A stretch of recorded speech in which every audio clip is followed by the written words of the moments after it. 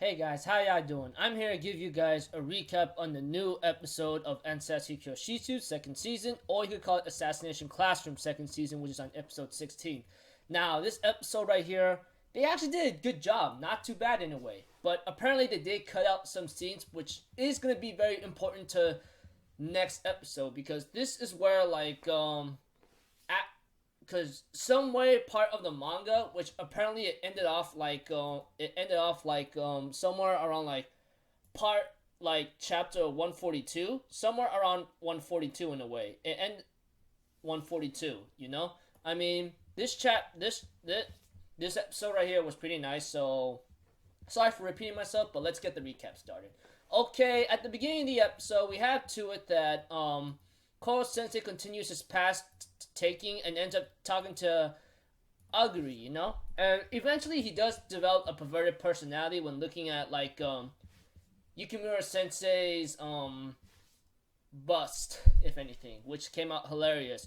But apparently after bonding with a couple months or something, we have to it that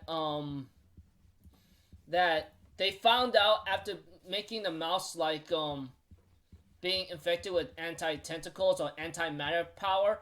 Apparently that mouse, it blew up, and that's what became with the crescent moon. Anime only, this is the truth that you are given with, apparently. Us manga readers who apparently finished the manga knows what's up, apparently. Eventually, as the episode continues on, Aguri tries to warn the guy who will become Koro Sensei, but apparently he doesn't care and he tells her to leave.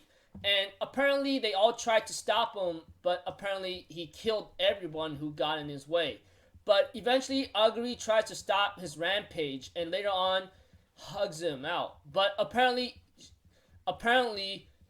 she gets pierced by a weapon that made Koro Sensei change his ways and realize what he could have done and what he could have do. But apparently that did not become the case. Aguri therefore asks him one last request before she dies, please take care of the kids of Class E. I mean, they are very good kids, but they're just stuck in the dark right now. You can do that for me, can you? And therefore, Koro Sensei decides to do what Yukimura Sensei wants him to do, and he therefore wants to be weak and so forth, so he can understand what's going on, and that's how he became to be.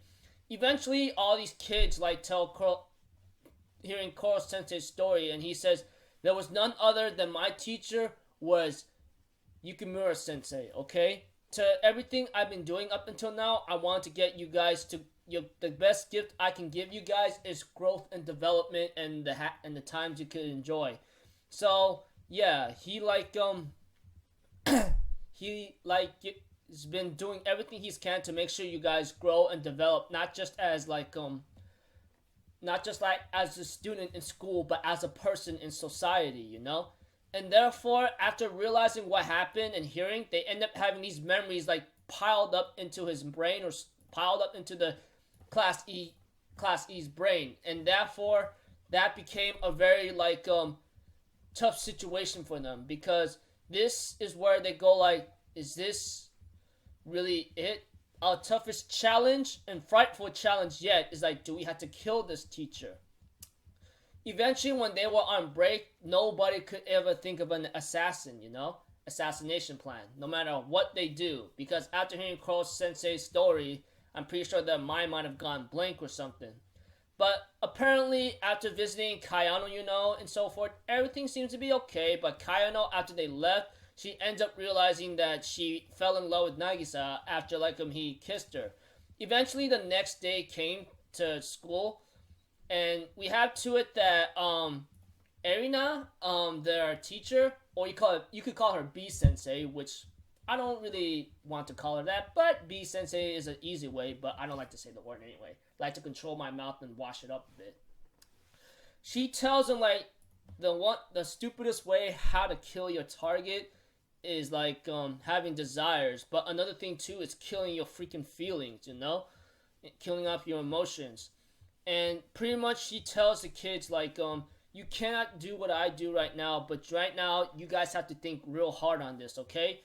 Eventually the episode ends up with Nagisa wants to get in Class E together and says, that he wants to find a way how to save Korosensei. And this ends off around chapter 142. Now, I will say this though. They did cut out some scenes that became a little important to Class E eventually, you know? Especially some quotes of what Korosensei mentions about like assassin and target. That is one of the things that I wanted to hear him say, and say much more than that, you know? But because of like time restraints and the episode has to be aired, they had to do what they had to do. But I really wish they could have thought this through a little bit more, you know? I'm not trying to complain, but it is what it is. Eventually, you know, it ends off at a certain part on chapter 142, you know, which became like a serious matter, and that's about it. Starting next episode, and after that scene when Nagisa proposes to where like he wants to save Korosensei's life, that became a certain turning point for me, because like this is where things gets a little serious, you know? And I look forward to that. Hopefully they do not disappoint me of how they execute the scenes and how the voice actors go, because not a day goes by how I look forward to see how they're gonna like animate that scene and the ones after that. Because after like that scene where Nagisa like says he wants to save Korosensei at the end, that is where things gonna get a little bit more serious here and there, you know? Besides this ridiculous comedic and maybe growth and development for our characters and our kids in Class E, this is where things are starting to get a little like rough and tough. And those of you who are manga readers, you know what I'm talking about. I look forward to that, and hopefully they don't disappoint. Until then, I'm Alpha Zero. Have a good day, and I'll see you guys next time. Peace out. Bye-bye. Toot-toot-doo.